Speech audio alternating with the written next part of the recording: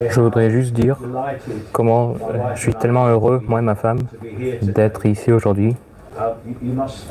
Vous devez me pardonner pour mon français. J'arrête pas d'oublier que je suis en France, et parce que n'importe où je vais, ils me parlent en anglais. Et alors, je me demande, est-ce que c'est tellement évident que je ne suis pas français? Alors, nous avons quitté la maison mardi et nous avons voyagé à travers la France.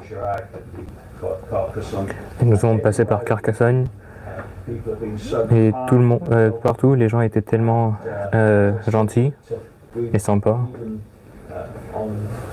Et même le vendredi, il y avait une jeune femme qui je lui ai parlé en anglais. J'ai oublié que j'étais en France. Elle a juste continué à parler avec moi. Et alors que je partais, je me suis rendu compte comment c'était cool de savoir qu'elle parlait en anglais. Alors je suis désolé, mais c'est nécessaire d'avoir un traducteur. Maintenant, ma session s'appelle Servir Christ en des temps périlleux. Juste pour vous pourrez vous préparer. Et pour ceux qui veulent prendre des notes, on aura une introduction, on aura 3 points et on aura une conclusion. Et nous serons en train de voir le texte de 2 Timothée 3, versets 1 à 9. Alors, servir Christ en des temps périlleux. Alors, aucune personne qui réfléchit et qui est sérieuse, peu importe s'ils sont chrétiens ou pas, peuvent nier le fait que nous vivons dans des temps qui sont remplis d'incertitudes.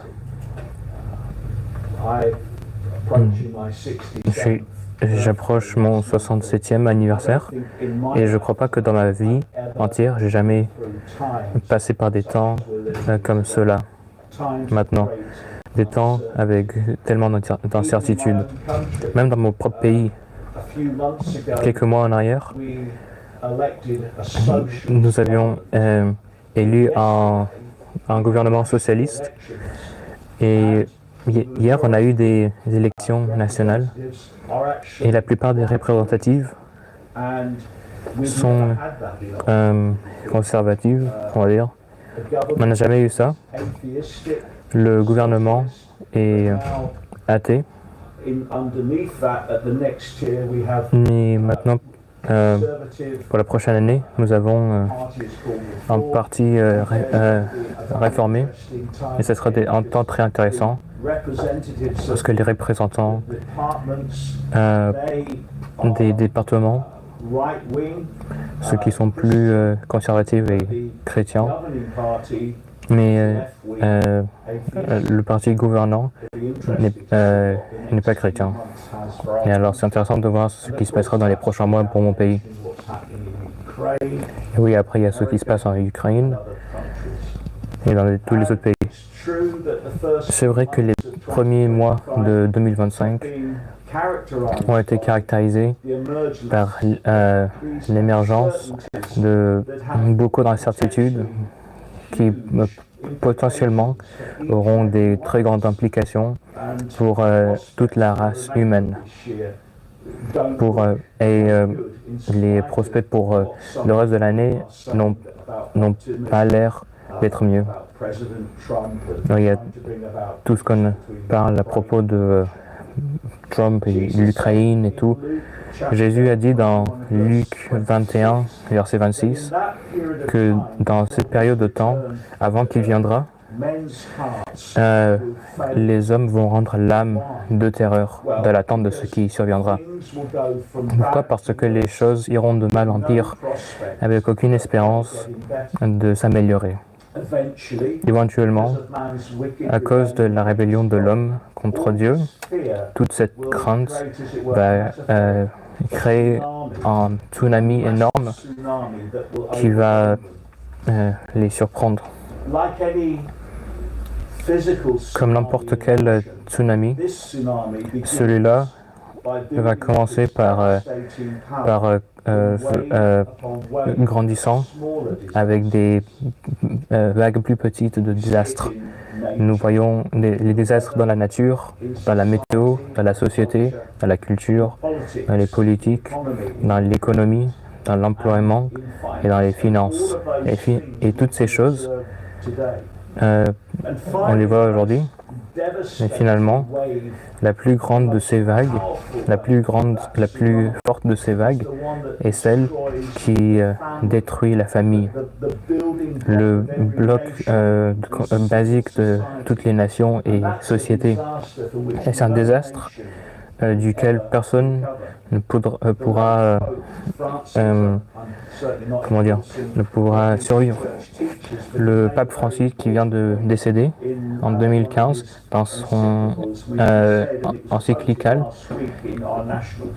il a déclaré que la famille est la cellule basique de la société. Et je suis d'accord. Même les sources du monde ils disent que le gouvernement essaye de changer le rôle des parents. Ils essayent de déterminer ce que les enfants devraient faire, comment les parents devraient déterminer ce que leurs enfants apprennent. Et nous le voyons, que les parents doivent prendre des mesures pour protéger leurs enfants de choses que le gouvernement veut faire. Et même quand ces choses se passent, quand cette instabilité, dans des très grands niveaux, même des périodes d'instabilité légères causent la grande anxiété dans beaucoup d'individus. Mais quand un grand nombre de personnes est affligé avec cette condition, inévitablement, ça mène à un état de panique, d'anarchie et même de guerre. Toutes ces choses, comme je l'ai dit avant, caractérisent cette génération de plus en plus. Avec tellement d'incertitudes dans le monde, c'est pas étonnant de voir les statistiques qui montrent que les problèmes psychologiques sont en train de grandir exponentiellement dans l'Europe et même dans les États-Unis. Des nombres énormes de personnes qui souffrent de dépression. Et le nombre de suicides grimpe, spécifiquement avec les jeunes hommes. Le pire, c'est que les hommes de 18 ans à 30 ans, on voit qu'il y a des grands nombres de suicides entre eux. Je pense que quand le rôle des hommes en tant que que Marie disparaît, les hommes ne savent plus où est-ce qu'ils devraient être. Ils ne savent plus quel est leur rôle. Et on parle à propos de masculinité toxique. Et alors, les hommes ne savent plus où ils appartiennent. Moi, j'ai grandi dans une génération où mon grand-père, le père de ma mère, il était un grand exemple pour moi. Il a servi dans la Deuxième Guerre mondiale. Non, mon père a servi dans la Deuxième Guerre mondiale, mais mon grand-père dans la première, dans l'armée de l'eau, dans la marine. Et c'était des hommes, ils savaient ce qu'ils devaient faire. Ils étaient là pour travailler, pour protéger leur famille. Quelque chose qui est vu aujourd'hui comme quelque chose qui n'est pas admiré, mais quelque chose de mauvais. Alors c'est pas surprenant qu'on voit des jeunes hommes qui sont déprimés comme ça. Je parle à propos de tout ça, pas parce que j'ai envie de vous déprimer vous, mais parce que j'ai envie de vous rappeler de la réalité. C'est un appel à se réveiller pour nous en tant que chrétiens, et particulièrement pour ces chrétiens qui ignorent les enseignants, qui sont l'alarme en criant « Attention au loup ». Et nous voyons quelques chrétiens qui sont dans un état d'ignorance. Ils croient que si métaphoriquement, ils mettent leur tête dans le sol, comme des autruches, alors toutes ces choses vont disparaître. Je vois ça alors que je parcours l'Europe. Et non, ces choses ne vont pas s'en aller. Alors on ne peut pas juste les ignorer. Alors, peu importe si on est prêt à l'admettre ou pas, nous vivons maintenant dans des temps périlleux qui ont été prophétisés par les Écritures.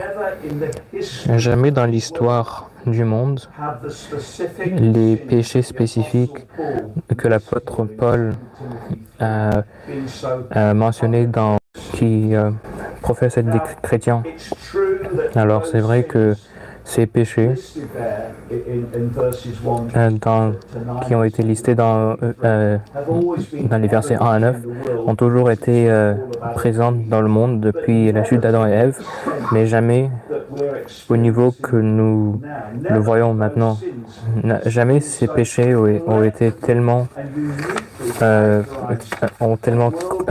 caractérisé une génération internationale de personnes aujourd'hui, comme aujourd'hui, ouais. Vous pouvez voir comment la société est devenue tellement méchante et comment elle est prête pour le jugement de Dieu quand elle est orgueilleuse et se vante de ces choses dont elle devrait être tellement triste d'avoir commis, tellement honteux. Quelques-uns des pires des péchés sont commis contre les enfants, comme le massacre des enfants dans le ventre, et comme la corruption morale des enfants. Et Dieu a une haine particulière envers ces péchés, et il va punir ces adultes qui encouragent ou facilitent ces péchés. Nous parlions la nuit dernière à propos de smartphones, et le plus grand problème dans le système d'éducation de la Grande-Bretagne est que les enfants peuvent prendre leur téléphone à l'école. Et les enseignants disent qu'enseigner devient presque impossible. Parce que les élèves, soit ils regardent leur téléphone, soit ils enregistrent leur enseignant et ils le mettent sur les réseaux sociaux, et alors du coup les enseignants ils quittent leur poste. Et nous parlions à propos nous parlons que la situation est un peu mieux en France, mais comment c'est tellement terrible qu'un enfant avec un smartphone, un téléphone portable qui est dans une cour de récréation peut avoir accès à un monde entier de péchés inimaginables à ceux parmi nous qui ont été nés dans une ère pré-Internet. Et quel est le résultat? Une épidémie d'isolation. Ils ont tellement d'amis sur les réseaux sociaux, mais en effet, ils sont tellement seuls. Ouais, c'est bien d'avoir 1000 amis sur Facebook ou je sais pas, mais personne ne va venir auprès de toi, s'asseoir auprès de toi, te réconforter, et te comprendre et t'aider pendant que tu passes par des moments difficiles. Et cette génération, même si elle est riche physiquement, elle est spirituellement, elle est pauvre. Pourquoi? Moi je dirais parce que c'est majoritairement parce que l'Église a perdu sa confiance en l'Évangile. Et alors l'Église a échoué à prêcher la bonne nouvelle de l'Évangile qui ramène de l'espérance que nos péchés peuvent être pardonnés et nous pouvons sentir la paix avec Dieu. Maintenant, nous n'avons pas assez de temps, mais ce n'est pas mon intention de faire référence.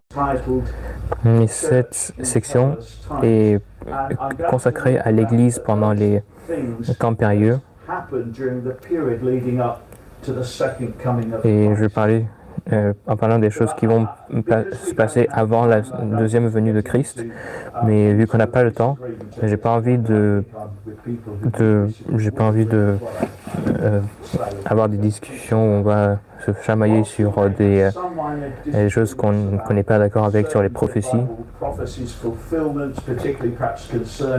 Ouais, nous pouvons avoir des désaccords sur les prophéties bibliques, particulièrement ceux qui parlent du futur d'Israël et du royaume de Christ de 1000 ans. Mais il y a une chose qu'on peut tous être d'accord, c'est que Christ il va bientôt revenir sur cette terre et il va juger les morts et les vivants. Et il va déterminer avec son jugement exactement où chaque âme va passer son éternité, soit au paradis, soit en enfer. Et alors quand nous comprenons que le jugement vient sur cette terre, ça veut dire que ces temps, c'est des temps urgents, des temps où on a besoin d'être urgent et courageux avec notre prédication de l'Évangile, pas en temps où on devrait avoir peur et se cacher avec notre Église. Non, on doit avertir les gens que le jour du jugement est en train d'approcher et qu'aujourd'hui, pas demain, aujourd'hui est le jour du salut. Et tragiquement, l'histoire de l'Église a montré que l'Église est toujours dans le danger d'ignorer la doctrine de la deuxième venue de Christ. Et le résultat, c'est des chrétiens qui sont ignorants et paresseux. Et alors, le passage que j'ai envie de me focaliser aujourd'hui est trouvé dans 2 Timothée, chapitre 3, verset 1. Et une traduction en anglais, et moi je vais la traduire pour vous, c'est 2 Timothée 3, 1. Sache que dans les derniers jours, il y aura des temps difficiles, des temps de grand stress, des temps qui sont difficiles à vivre. Le théologien John Owen, il a dit ça à propos de ce verset. Il a dit « Les mots du texte contiennent un avertissement de danger imminent. » Mais laissez-moi aussi citer Jean Calvin. Il dit « Nous ne devons pas penser que jusqu'à ce que le monde se termine, tout sera bien dans l'Église. » Il dit que rien, comme si rien de difficile va se passer et que les hommes seront comme des petits anges zélés pour servir Dieu. Il dit qu'au contraire, ils sont pas fidèles, ils seront des traîtres, remplis de cruauté et de malice, et sauvages comme des bêtes. Les hommes vont haïr Dieu, les autres n'ont pas de contraintes, ils ont des vies paresseuses et mauvaises, et ils s'appelleront pourtant des chrétiens.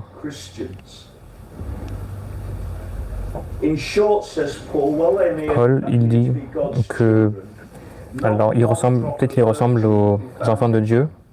Il n'y a aucune goutte de bonté en eux. En disant ça, est-ce que le Saint-Esprit nous a donné la permission de faire le mal pour qu'on ait la liberté de courir avec le reste du troupeau? Non, il dit. C'est pour que nous soyons vigilants, pour que nous ne croyons pas qu'on peut se reposer. Nous devons tous être forts parce qu'il y a des combats qui nous attendent et Satan veut nous séduire. Et Calvin termine avec, ça c'est le point de ce que Paul veut dire dans son avertissement dans 2 Timothée chapitre 3 verset 1. La Bible a prophétisé à propos des derniers temps, alors nous pouvons savoir à quoi s'y attendre, mais c'est notre responsabilité d'étudier ces prophéties pour que nous pourrions être préparés quand ça arrivera.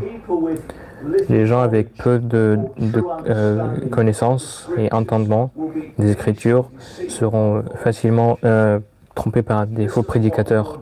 Voici ce que Jésus a dit dans Matthieu 24, versets 3 à 5. Il dit, « Il s'assit sur la montagne des Oliviers, et les disciples vinrent en particulier lui poser cette question. « Dis-nous, quand cela arrivera-t-il ? Et quel sera le signe de ton avènement et de la fin du monde ?»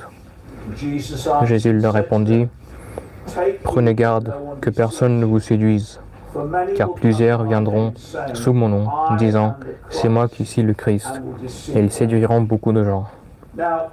Maintenant, l'une des plus grandes preuves qui va confirmer que nous sommes dans les derniers temps est que nous verrons un énorme nombre de faux prédicateurs qui sont actifs dans l'Église.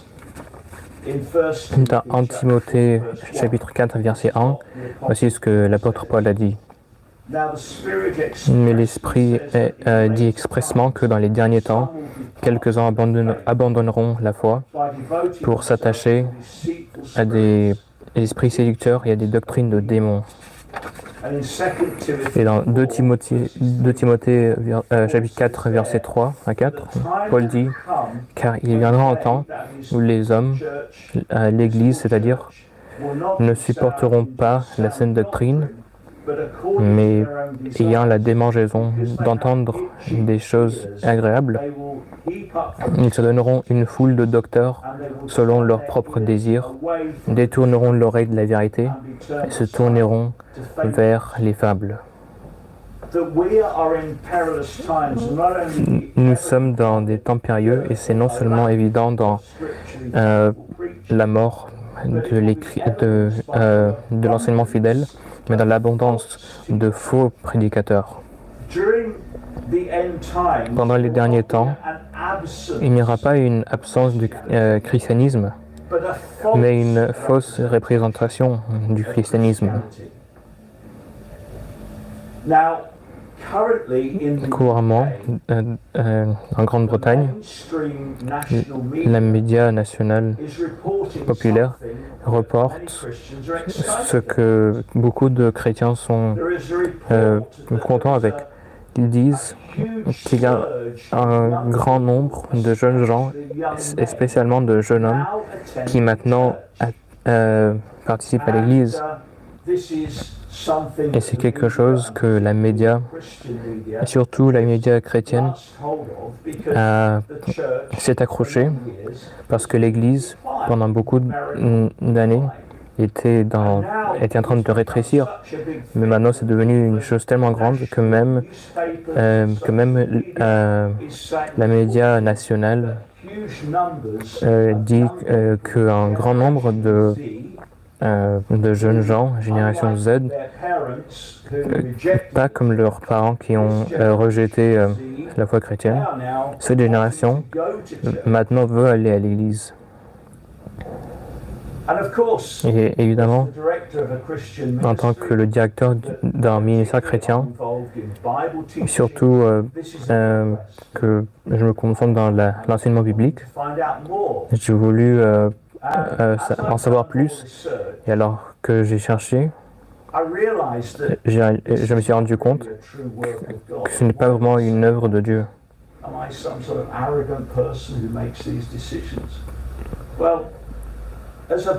En tant que chrétien qui croit en la Bible,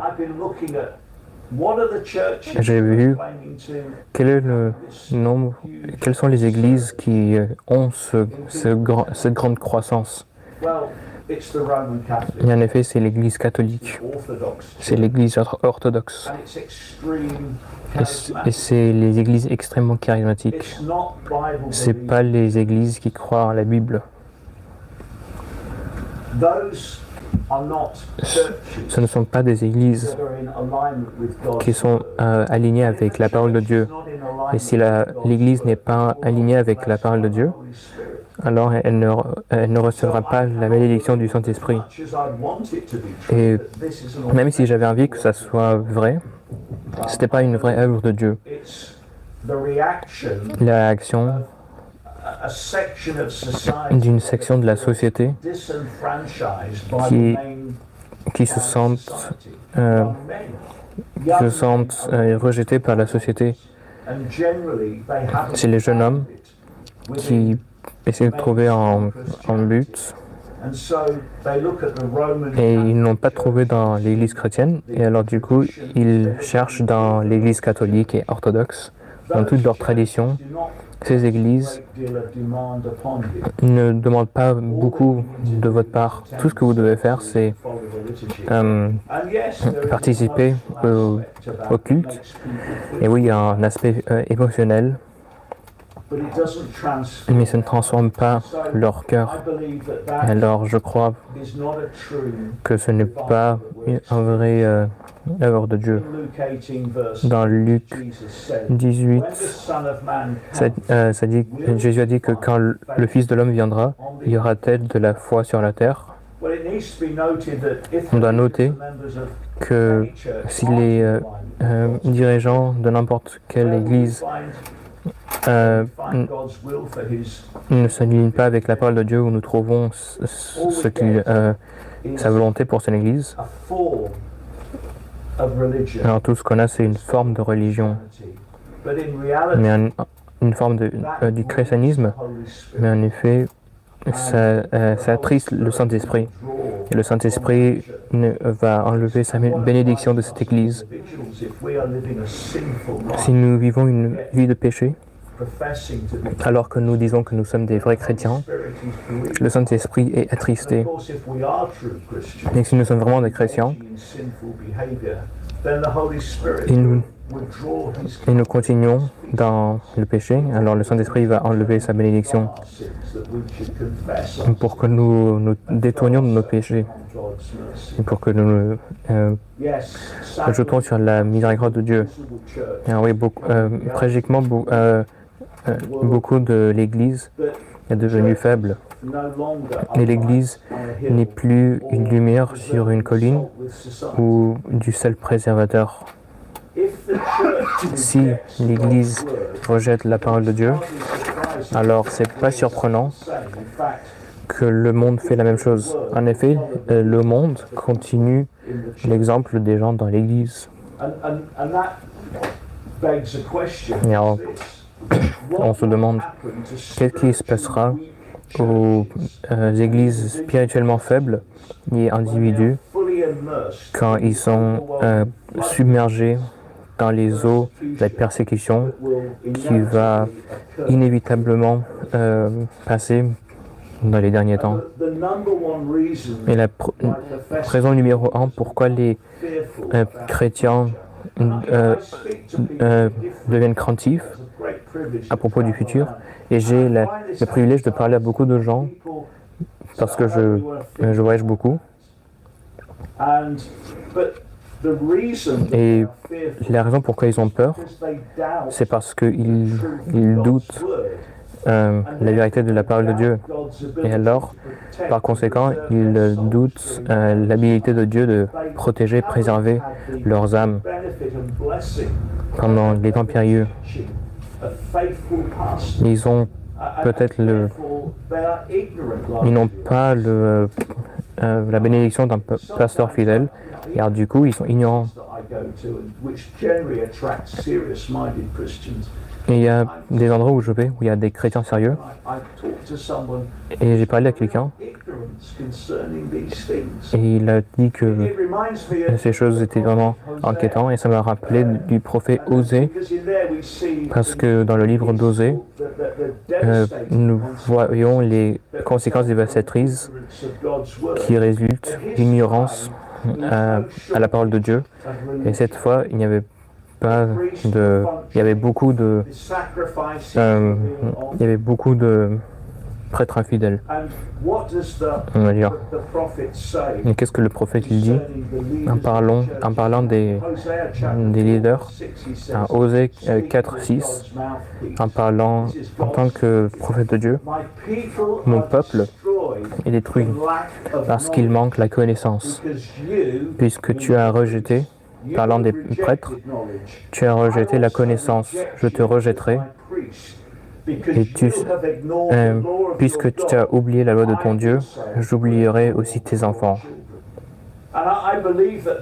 Et je crois que c'est les temps où nous vivons maintenant.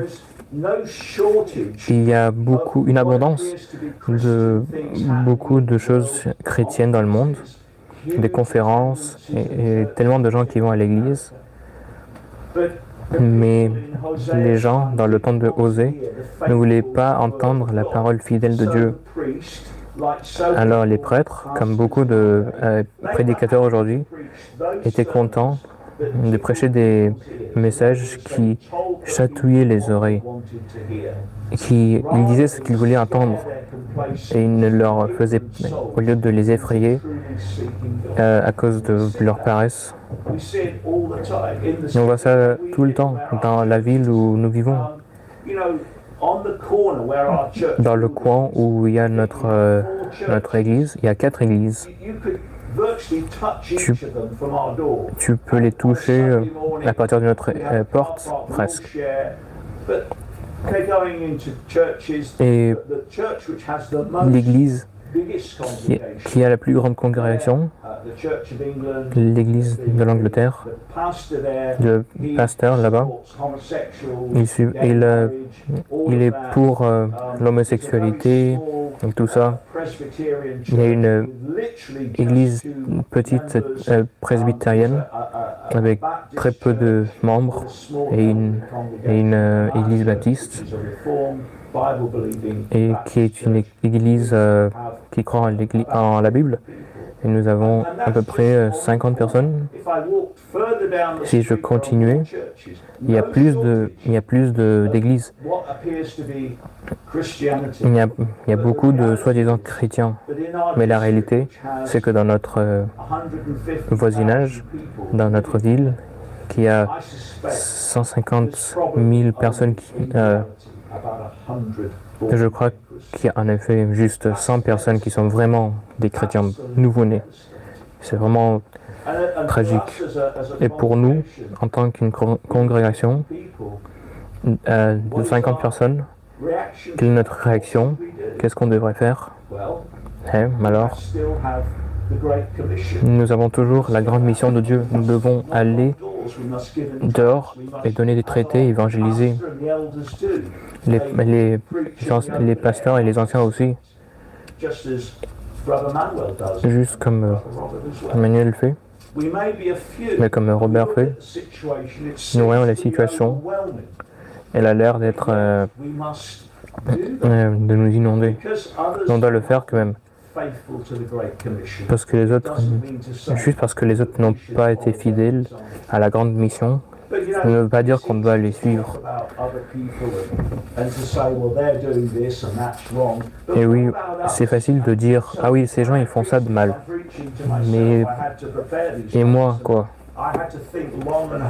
Moi, je dois penser à propos de ce que je prêche, je dois prier à propos. Mais je pense, et si toi et moi, sommes-nous tellement submergés par la façon de penser du monde que maintenant nous nous conformons à la façon de vivre du monde? Nous pouvons être tellement saturés par le monde que nous devenons comme eux. Nous commençons à penser comme eux. Mais heureusement, la Bible a prophétisé la fin du monde et les choses nécessaires pour que nous soyons préparés. pour ce qui va arriver. Et c'est notre responsabilité de comprendre ces prophéties et d'observer comment elles se manifestent dans le monde d'aujourd'hui. Dieu nous a donné tellement nous a dirigés. Nous ne sommes pas dans un état d'ignorance où on ne sait pas où aller. Nous avons une série de radio chaque jour et on parle à propos de à quoi est-ce que le monde vient aujourd'hui. Et John MacArthur, notre pasteur, discute à propos de ça pour que les gens soient préparés. Et c'est évident que nous sommes en train de vivre dans ces temps périlleux, dans des temps dangereux, des temps de transition et de changement irréversible. Et ce que nous devons être, c'est être comme les hommes d'Issachar dans 1 Chronique 12:32. Saül a été rejeté par Dieu et Samuel, roi de David, comme le roi de Dieu d'Israël, et David fait sa base en Hébron. Et il se demande qu'est-ce que Dieu dit. Et dans 1 Chronique 12:32, ça dit que les fils d'Issachar, qui est en effet l'une des plus petites tribus d'Israël, ces hommes, ils savaient discerner les temps. Ils avaient 200 chefs qui voyaient la situation. Ils connaissaient l'Ancien Testament, parlant du roi Benjamin, d'où Saül est venu, il ne devait jamais être le roi. Judas est la lignée d'où les rois devraient venir. Alors les hommes d'Issachar, ils voyaient que David maintenant est le roi. Qu'est-ce qu'ils devraient faire? Ils ont fait la bonne chose. Ils ont dit, nous allons aller à Hébron et nous allons nous soumettre à David parce qu'il est notre roi. Et ils l'ont fait. Et la Bible nous le dit. Ils ont compris les temps. Et ils ont fait ce qui était bien. Et c'est ce que nous devons faire. Nous devons comprendre nos temps pour que nous fassions la bonne chose, la chose correcte. J.C. Ryle, un grand prédicateur britannique, anglais, il a dit ça dans un livre qui s'appelle « Êtes-vous prêts pour la fin du monde ?» Il dit « Le monde, les derniers jours sont venus. Les fondations de la terre ont terminé leur cours. Les anciennes institutions de la société tombent en morceaux. La fin de toute chose approche. Sûrement, c'est quelque chose de sage, dans un temps comme ceci, de tourner les pages des prophéties et de se demander qu'est-ce qui va arriver. Alors, nous avons parlé à propos des temps où nous vivons, les temps qui viennent. Et peut-être ça fait peur et vous pensez, ça ne me rassure pas. Je voulais quelque chose de plus encourageant que ça. Et voilà mon deuxième point. Et s'appelle trouver du réconfort dans les temps périlleux. Et je dis, peut-être il y a beaucoup de gens qui se sentent pas confortables parlant de ces choses du dernier temps. Et alors ils deviennent craintifs.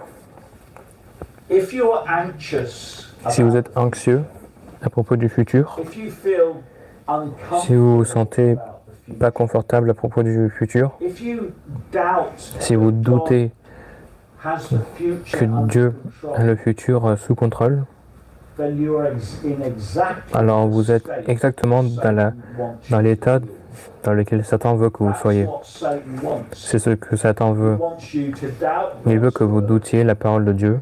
Il veut que vous doutiez son habilité de vous préserver à travers les nombreuses afflictions et tribulations que nous allons sentir dans les derniers temps. Quand Satan essaie de nous enlever notre confiance dans la parole de Dieu, alors c'est le Saint-Esprit qui nous ramène une assurance de la vérité, qui nous réconforte. Le Saint-Esprit, il est le Paraclète. Il est celui-ci qui vient à côté de nous, auprès de nous, et qui nous rappelle des promesses de Christ à ses disciples. Et spécialement quand nous lisons la Bible. Et il prend la parole et il l'applique à notre cœur, nous donnant beaucoup de courage dans les temps d'incertitude. Dans Jean 14, verset 7, qu'est-ce que Jésus a dit? Il a dit, ma paix je laisse avec vous, ma paix je vous donne, pas comme le monde vous la donne. Ne laissez pas vos cœurs être troublés, ne les laissez pas être peureux, craintifs. C'est Jésus en train de nous donner l'assurance de comment nous devrions être pendant les temps périlleux. Ce n'est pas l'intention de Christ pour que nous, son peuple, soyons comme des non-croyants. Il ne veut pas que nous vivions dans un état perpétuel de peur, quand personnellement, il a fait provision pour que nous sentions sa paix dans nos cœurs, alors que nous passons par des périodes de grande incertitude et danger. L'une des meilleures choses quand Satan nous tente à douter l'habilité de Dieu de nous protéger, nous préserver à travers les derniers jours, et de lire la parole de Dieu. Et en le faisant, on considère les nombreuses miséricordes qu'il nous a fait dans le passé. Si je vous demandais maintenant, et j'invite que vous pensiez à propos de ça dans vos cœurs, est-ce que vous pouvez penser à un temps dans le passé où vous aviez eu peur? Peut-être vous avez reçu un diagnostic d'un docteur d'une condition très sérieuse et vous vous demandez si vous alliez survivre l'opération ou peut-être quelque chose d'autre se passait dans votre vie. Et vous deviez passer à travers une épreuve, et vous aviez peur. Vous avez peur de ce qui allait se passer. Peut-être à ce point, en vous allant du bureau du docteur, vous avez commencé à avoir vraiment peur. L'année dernière, nous avions eu notre conférence de directeur annuelle. Et l'un de mes amis a eu un message.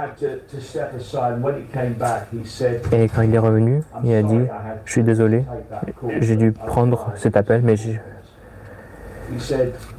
il a dit que le docteur a découvert que j'ai du cancer. Leukémie.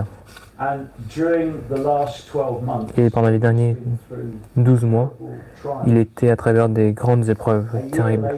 Un an plus tard, il m'a donné un email. Il a dit que Paul, les docteurs ont dit que je vais bien. Je serai là à la conférence. Il y a un homme qui a eu toutes les raisons d'avoir peur, mais il a fait confiance en Dieu. J'ai eu cette situation. Quand vous pensez que le futur a l'air sombre, peut-être vous êtes tombé à genoux et vous êtes désespéré et vous avez crié au Seigneur, lui demandant pour son aide, et vous avez partagé vos problèmes avec des autres, spécialement peut-être les anciens de votre Église et peut-être quelques-uns des membres de l'Église. Et vous saviez qu'ils priaient pour vous. Mais par-dessus tout, le Seigneur Jésus-Christ, notre grand prêtre, il ministère à la droite du Père dans le ciel. Il priait pour vous. Dans Hébreux 9, 24, car Christ n'est pas entré dans un sanctuaire fait de mains d'hommes en imitation du véritable, mais il est entré dans le ciel même, afin de comparaître maintenant pour nous devant la face de Dieu. Et peut-être qu'il y avait un temps où vos circonstances avaient l'air d'être tellement terribles que vous ne savez même pas quoi prier. Vous ne pouvez même pas trouver assez de mots pour former une phrase parce que vous étiez tellement en détresse. Que s'est-il passé alors? Quelqu'un d'autre a prié pour vous avec le Seigneur Jésus-Christ. Dans Romains 8, 26 à 27, de même aussi l'Esprit nous aide dans notre faiblesse. Car nous ne savons pas ce qu'il convient de demander dans nos prières, mais l'Esprit lui-même intercède par des soupirs inexprimables. Et celui qui sonde les cœurs connaît la pensée de l'Esprit, parce que c'est selon Dieu qu'il intercède en faveur des saints, en accord avec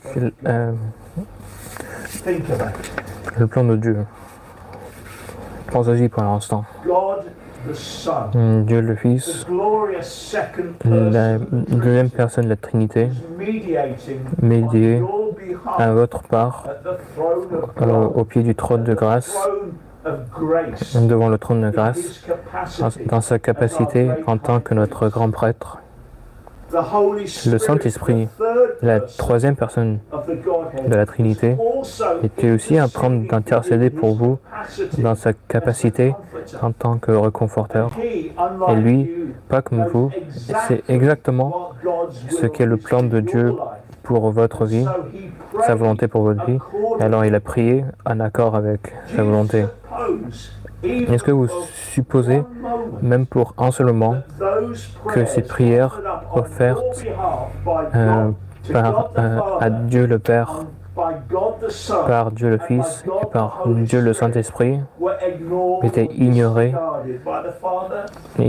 par Dieu le Père? Évidemment que non, c'est impossible. C'est presque du blasphème de penser à ça. Le Saint-Esprit sait quoi dire quand nous n'avons pas de parole. Le Fils ne présenterait jamais au Père une prière de votre part que le Père ne voudra pas répondre. Est-ce que vous vous rendez compte? L'une des choses que nous critiquons à propos de l'Église charismatique, c'est qu'ils prient des choses à Dieu qui sont clairement pas la volonté de Dieu, et les églises de prospérité aussi. Mais à cause de notre faiblesse, quand nous prions pas bien, il va toujours corriger ses prières pour être sûr que ce qui est offert au Père est acceptable et que le Père va répondre. Et vu qu'il est tellement bon et gracieux, il va répondre cette prière pour notre bien et ultimement pour sa gloire.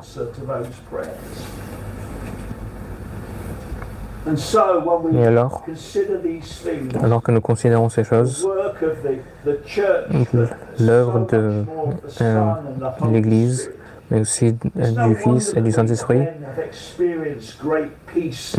évidemment que nous avons eu tellement de paix et d'assurance quand nous comprenons la souveraineté de Dieu sur notre situation. Est-ce que le grand berger de ses brebis, est-ce qu'il abandonnerait jamais ses brebis dans l'horreur de besoin? Non, jamais. Il ne l'a jamais fait dans le passé et il ne le fera jamais dans le futur. Peu importe comment les temps seront terribles dans le futur, il va rester avec son peuple. Il ne va jamais les abandonner. Et finalement, un troisième point que je veux faire, où est-ce qu'on trouve du confort dans les temps périlleux? Quel état pratique on pourrait prendre en méditant dans la prière sur la fidélité de Dieu, la fidélité qu'il a eue sur nous dans le passé. Et alors que nous méditons sur la fidélité de Dieu, nous devons avoir notre Bible ouverte devant nous dans le présent pour que nous voyons non seulement ce que Dieu a fait dans le passé, mais ce qu'il promet de faire dans le futur. Reconnaissant que son peuple lui importe et qu'il va le soigner. Par exemple, quand nous lisons les psaumes, nous nous rappelons que les gens de Dieu dans le passé ont passé par des temps périlleux, peut-être pires que ceux-là qu'on passe aujourd'hui, mais Dieu les a fait passer à travers vers leur maison céleste. Regardez ce que le psaume 143, versets 5 à 6 dit. C'est un bon psaume à penser. Je me souviens des jours d'autrefois. Je médite sur toutes tes œuvres. Je réfléchis sur l'ouvrage de tes mains et j'étends mes mains vers toi. Celui qui écrit le psaume, il dit alors que je pense à ce que tu as fait pour moi, comment tu m'as protégé, je ne peux rien faire à part te louer. Et ces prochaines écritures ont été une grande source d'encouragement pour les saints à travers beaucoup de périodes de persécution et d'incertitude. Proverbe 18, verset 10. Le nom de l'Éternel est une tour forte. Le juste s'y réfugie et se trouve en sûreté. Ou le psaume 32, verset 7. Le psalmiste dit: Tu es un asile pour moi. Tu me garantis de la détresse. Tu m'entoures de chants de délivrance.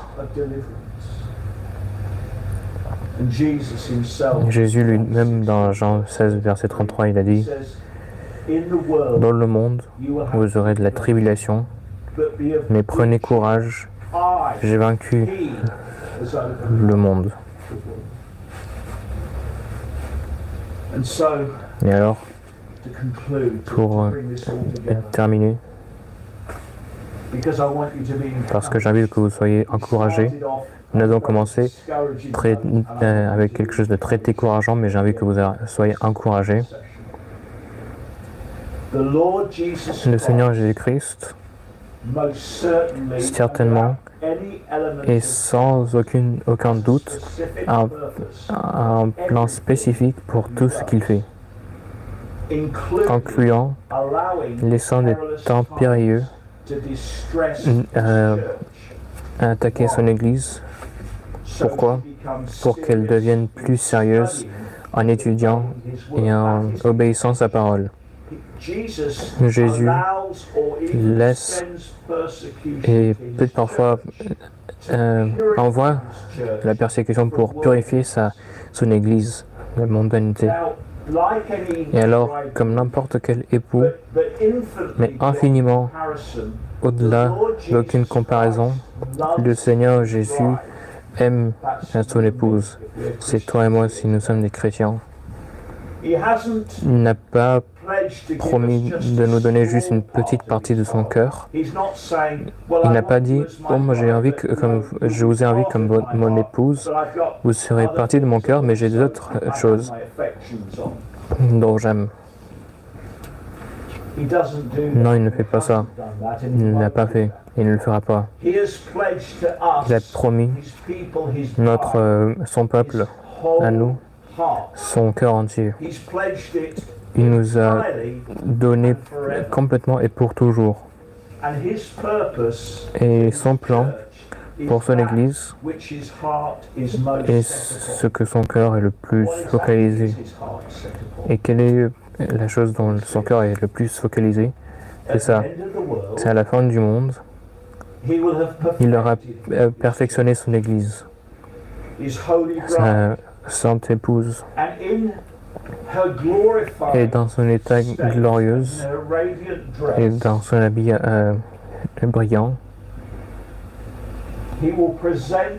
il va la présenter pas à quelqu'un d'autre, il va la présenter à lui-même. Et comme n'importe quel mariage, il y aura plein de témoins à ce mariage. Il va présenter son Église à lui-même en la présence de Dieu le Père, du Saint-Esprit et de toute l'armée glorieuse du ciel. Pensez-y pour l'instant. L'épouse, comme Dieu l'a mentionné Paul l'a mentionné dans Éphésiens 5, 27, désolé, il a dit qu'elle sera glorieuse, sans tache, ni ride, ni rien de semblable. Il l'aura purifiée complètement. Mais elle sera parfaite, glorieuse. Et c'est pour ça, c'est son intention, et il va accomplir ce qu'il a mis sur son cœur, Le Seigneur Jésus-Christ est le roi du ciel et de la terre, tout est à lui, mais l'Église, son Église est son trésor spécial, n'est son épouse. Et il va ramener son épouse à travers tous les temps périlleux de ce monde pour qu'elle soit avec lui dans la maison du Père pour toute l'éternité. Parfois, il me demande, qu'est-ce que Jésus fait maintenant au ciel? Il me pose cette question. Qu'est-ce qu'il fait maintenant? Et je dis, il est en train d'intercéder pour toi, à ta place. Il est en train de faire quelque chose d'autre aussi. En tant que l'époux, qu'est-ce qu'il fait? Il prépare une chambre pour chacun de son peuple dans la maison du Père. J'ai parlé à quelqu'un récemment, une femme très âgée, 95 ans. Elle a dit, je sens que peut-être je n'ai plus de temps qui me reste. Et j'ai dit, je ne sais pas combien de temps tu as, mais je vais juste te dire ça. Quand il t'a préparé ta chambre dans la maison du Père, il va venir et il va te prendre à lui-même. C'était une joie de la quitter, sachant que dans l'anxiété qu'elle avait pendant un moment, que le Seigneur Jésus-Christ a son futur complètement sain et sauf. Et même s'il lui donne 5 ans ou 5 semaines, quand la chambre dans la maison du Père est préparée, alors il la prendra pour lui, à lui-même. Soyons encouragés, sachant que nous vivons dans des temps difficiles, des temps d'incertitude, des temps qui peut-être que les gens trouvent effrayants, mais soyons pas comme eux, parce que nous avons toute l'assurance de Christ, de sa promesse, de son amour pour nous, et nous sommes son peuple, et il va nous prendre bientôt pour être avec lui. Nous serons là pour toute l'éternité. Et toutes ces choses, comme Paul l'a dit,